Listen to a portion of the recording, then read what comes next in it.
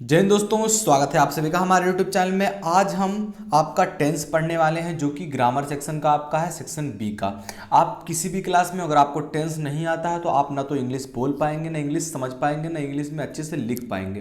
तो सबसे ज़रूरी है टेंस। अगर आपको टेंस आता है तभी आप डायरेक्ट इनडायरेक्ट समझ पाएंगे, तभी आप पैसिव वॉइस समझ पाएंगे, क्योंकि इसका अगला स्टेप ही है ये। तो अगर आपको टेंस नहीं आता है तो बेझिझक पढ़िए। देखिए, कल एक वीडियो मैंने आपका जो पार्ट 1 था आपका डे 1 वो बना दिया है ऑलरेडी। वो वीडियो अपलोड हो चुकी है। उसमें मैंने आपको बताया है कि टेंस क्या होता है, कितने उसके प्रकार होते हैं, किस तरीके से, पूरा मैंने कल बेस बना दिया था। तो आज हम इसके आगे पढ़ने वाले हैं। जैसा कि हमने पढ़ा था टेंस, एक बार फिर से रिपीट हो जाए जो वीडियो नहीं देखे हैं शॉर्टकट में। ये देखिए, पहला टेंस होता है टेंस काल जिसे कहते हैं, और इसे हिंदी में समय भी कहते हैं। समय 3 प्रकार का होता है, क्या? Present, past, future.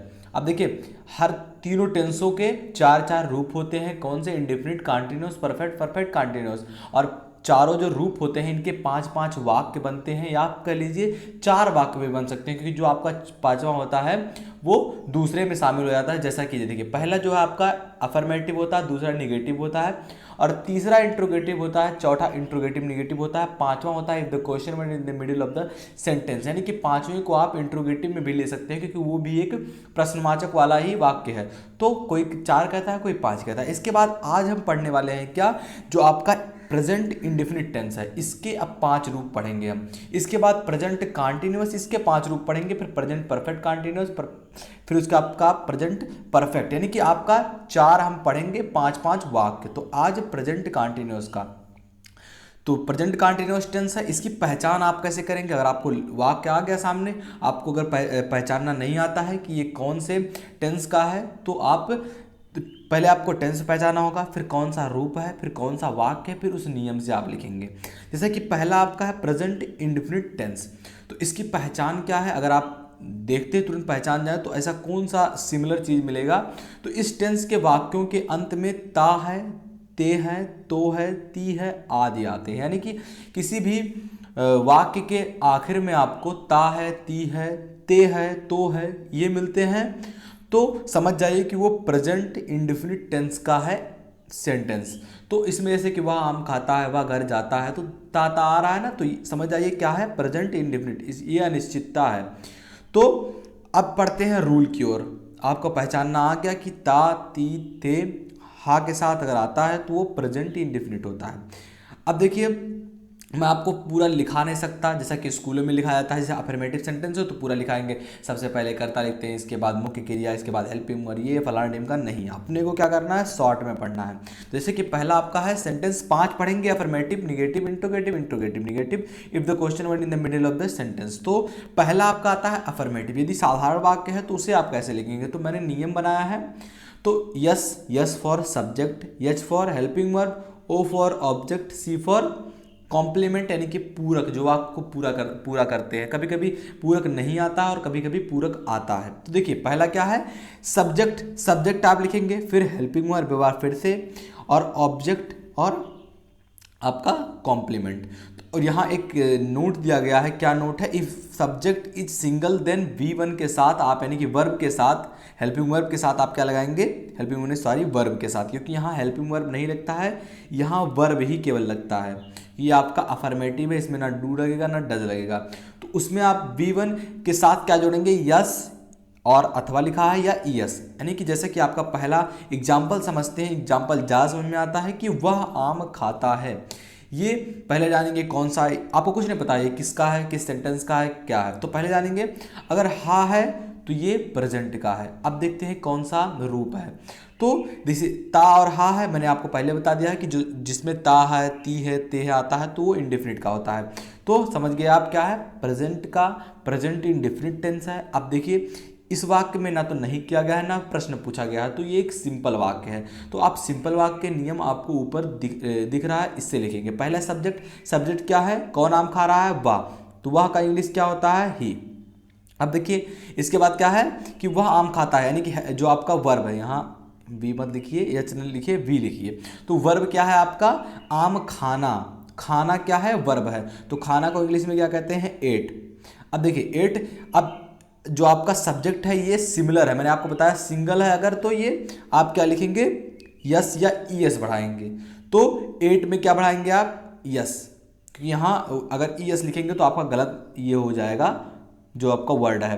तो ही एट्स यहाँ तक आपने लगा दिया। अब देखिए ऑब्जेक्ट, ऑब्जेक्ट क्या है आपका, आम, आम खाना, ही एट्स, अब MANGO आपने लिख दिया ही एट्स मैंगो। ये आपका पूरा कंप्लीट हो गया वाक्य। इसमें ना कॉम्प्लीमेंट है तो आप कॉम्प्लीमेंट नहीं लिखेंगे। पूरक आता कि वह अपना आम खाता है, वह अपना आम क्यों खा रहा, सॉरी, वह के साथ सेब भी खा रहा है। तो मतलब कि अगर कॉम्प्लीमेंट आता है यानी कि जो वाक्य को पूरा करे तो आप कॉम्प्लीमेंट लगाते, अदरवाइज नहीं, इसमें नहीं दिया गया तो आप नहीं लिखेंगे। आते हैं दूसरे टाइप की तरफ, जो कि है आपका निगेटिव सेंटेंस। निगेटिव सेंटेंस में देखिए नकारात्मक वाक्य, इसमें क्या होगा, इसमें जो करता रहेगा ये नकारेगा किसी चीज़ को। जैसे वह जो आपका है, इसमें क्या लगेगा, जो रूल है यस, यच, नॉट, यम, ओ, सी, यानी कि सब्जेक्ट, हेल्पिंग वर्ब, नॉट, फिर मेन वर्ब आपका लगेगा, फिर ऑब्जेक्ट लगेगा, फिर कॉम्प्लीमेंट लगेगा। यानी कि सब्जेक्ट आप पहले लिखेंगे, फिर हेल्पिंग वर्ब। हेल्पिंग वर्ब इसमें क्या लगता है, डू या डज, इसमें हेल्पिंग वर्ब लगता है, आपको याद करना होगा। इसके बाद नॉट लगाते हैं, फिर मेन वर्ब लगाते हैं, फिर ऑब्जेक्ट लिखते हैं, फिर कॉम्प्लीमेंट लिखते हैं। तो इसमें करता क्या है, वह, तो वह का अंग्रेजी क्या होता है, ही। अब इसके बाद क्या लिखेंगे, जो आपका सहायक क्रिया है। सहायक क्रिया यदि कर्ता बहुवचन है तो डू लिखते हैं, यदि कर्ता एक वचन है तो डज लिखते हैं। तो वह अकेला है तो एक वचन है तो डज लिखेंगे। उसके बाद नॉट लगाते हैं, नॉट लगा दीजिए, ही डज नॉट। इसके बाद मेन वर्ब आपका क्या है, आम खाना। तो आम खाना का अंग्रेजी में क्या कहते हैं, एट, और मैंगो का आपका ऑब्जेक्ट हो जाएगा मैंगो। तो he does not at mango, he does not at mango, ये आपका वाक्य कंप्लीट हो गया। आगे बढ़ते हैं। हमारा तीसरा क्या है, इंट्रोगेटिव सेंटेंस, यानी कि प्रश्नवाचक वाक्य। जिस वाक्य में प्रश्न पूछा जाता है, यहाँ क्वेश्चन मार्क रहेगा क्योंकि इसमें प्रश्न पूछा गया है। तो जिसमें प्रश्न पूछा जाता है उसका कैसे लिखते हैं, तो पहले एच वी, यानी कि जो आपका हेल्पिंग वर्ब से इसमें शुरू करते हैं। इसके बाद सब्जेक्ट लिखते हैं, इसके बाद मेन वर्ब लिखते हैं, फिर ऑब्जेक्ट लिखते हैं, फिर कॉम्प्लीमेंट लिखकर वाक्य को पूरा कर देते हैं और आपको सही, यानी कि आपका सही हो जाएगा। तो पहले क्या की अंग्रेजी लिखेंगे, यानी कि क्या की जगह पे क्या लगाएंगे, हेल्पिंग वर्ब। हेल्पिंग वर्ब इसमें क्या लगता है, डू या डज। करता एक वचन हो तो डज लिखते हैं, करता बहुवचन हो तो डू लिखते हैं। करता एक वचन इसमें क्योंकि वह ही, तो ही के साथ क्या लगाएंगे, डज, तो डज। इसके बाद सब्जेक्ट ही, और उसके बाद मेन वर्ब क्या लगेगा, आम खाना, डज ही एट, और आपका ऑब्जेक्ट क्या बचा इसमें, आम, तो डज ही एट मैंगो। ये आपका कंप्लीट हो गया। आगे बढ़ते हैं। हमारा चौथा क्या है, इंट्रोगेटिव निगेटिव सेंटेंस। इसमें क्या होता है कि इसमें प्रश्न भी पूछा जाता है, नकारा भी जाता है, यानी कि नहीं भी किया जाता है। तो इसका रूल कैसे बनेगा, हेल्पिंग वर्ब पहले लिखेंगे, फिर सब्जेक्ट लिखेंगे, फिर नॉट लिखेंगे, फिर मेन वर्ब लिखेंगे, फिर ऑब्जेक्ट, फिर कॉम्प्लीमेंट। तो जैसे कि हेल्पिंग वर्ब क्या है इसमें, डू या डज। करता एक वचन है तो आप क्या लगाएंगे, डज, तो डज। सब्जेक्ट क्या है, ही, डज ही।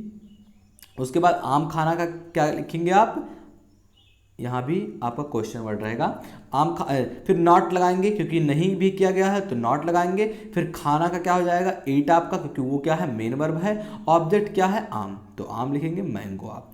तो does he not at mango, ये आप इसमें लिखेंगे। इसके बाद if the question word is in the middle of the sentence, आपका जो क्वेश्चन वर्ड रहे अगर बीच में रहे तो आप कैसे लिखेंगे। यहाँ भी ये गलत हो गया है आपका कि यहाँ क्वेश्चन वर्ड हमेशा रहता, जब भी प्रश्न पूछा जाता है तो क्वेश्चन वर्ड आप लगाते हैं, क्योंकि इसमें पता नहीं रहता है कि वो अप्रूव किया जाएगा या नहीं किया जाएगा। तो इसका क्या है रूल कि क्वेश्चन वर्ड पहले लिखेंगे, फिर हेल्पिंग वर्ब लिखेंगे, फिर सब्जेक्ट लिखेंगे, यहाँ फिर मेन वर्ब है, यहाँ गलत कर दीजिए इसको। देखिए पहले क्वेश्चन वर्ड लिखेंगे, फिर हेल्पिंग वर्ब, फिर सब्जेक्ट, फिर मेन वर्ब, फिर ऑब्जेक्ट, फिर कॉम्प्लीमेंट, फिर आप प्लस क्वेश्चन वर्ड का चिन्ह लगाएंगे। जैसे कि वह आम क्यों खाता है, तो पहले इसमें पूछा गया है क्यों, तो आप क्वेश्चन वर्ड को पहले लिखेंगे, यानी कि वाई, आप वाई लिखेंगे। इसके बाद क्या आता है, हेल्पिंग वर्ब। हेल्पिंग वर्ब इसमें क्या लगेगा, करता एक वचन है तो डज, वाई डज। इसके बाद क्या लिखेंगे, करता क्या है, वह, तो आप क्या लिखेंगे, ही, डज, वाई डज ही। उसके बाद मेन वर्ब क्या है, खाना, तो क्या हो जाएगा, ईट, और मैंगो आप लिख देंगे क्योंकि वो ऑब्जेक्ट है। तो ये इस तरह से आपका पूरा हो गया। इसके बाद हम कंटिन्यूस आपका चालू करने वाले हैं। यानी कि प्रेजेंट कंटिन्यूअस, फिर प्रेजेंट परफेक्ट कंटिन्यूअस, फिर प्रेजेंट परफेक्ट। तो ये हम पढ़ेंगे। तो ऐसे डे 1, डे 2, डे 3 आएगा। आज डे 2 है। अभी तक वीडियो को लाइक नहीं किया तो प्लीज़ वीडियो को लाइक कर दीजिए। आपको कोई भी डाउट हो तो आप कमेंट सेक्शन में जरूर लिख सकते हैं। मिलते हैं आपसे अगली वीडियो में, तब तक के लिए जय हिंद, जय भारत।